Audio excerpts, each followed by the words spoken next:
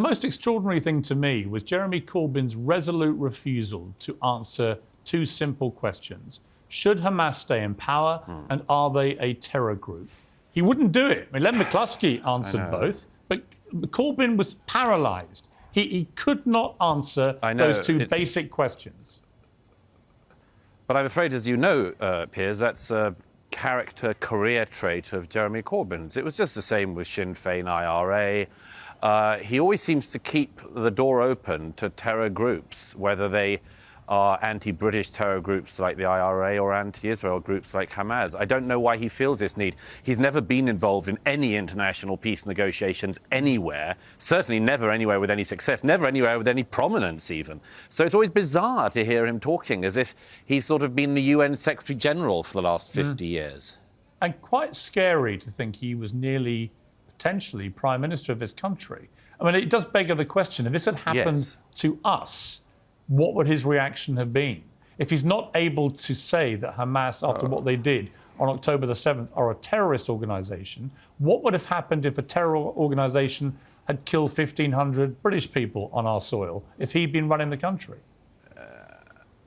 Absolutely, and I'd add to that. I mean, you know, he talks about the importance of clarity and being absolutely clear on things, and is very unclear on things himself. What he just said there about the Palestinians and Hamas, and I mean, he and Len McCluskey talk about Palestine, for instance. What do they mean by Palestine? Do they mean the West Bank? Do they mean the West Bank and Gaza? Do they mean the West Bank, Gaza and East Jerusalem? Like, what is this state? Do they mean everything in pre-1948 or post-1948?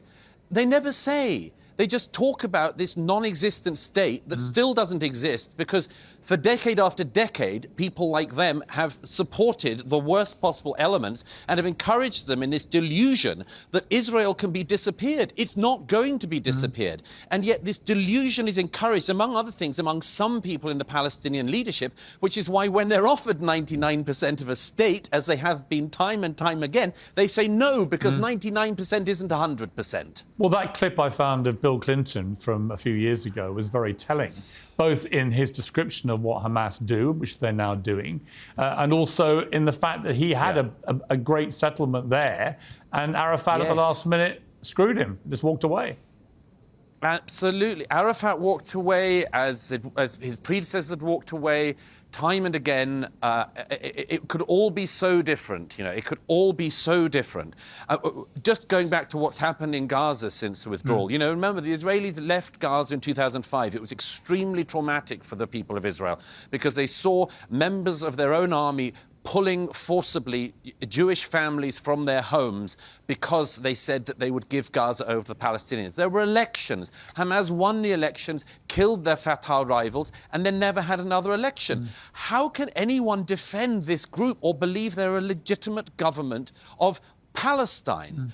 And the idea that there any part... I tell you one thing, Piers, that's very, very obvious when you're here in the period after the massacres of October the 7th. It doesn't matter whether you're right-wing or left-wing. It doesn't matter whether you're a peacenik, like many of the people who were murdered in the kibbutz, or a supporter of Benjamin Netanyahu. Nobody in Israel believes that they can live beside Hamas. Nobody.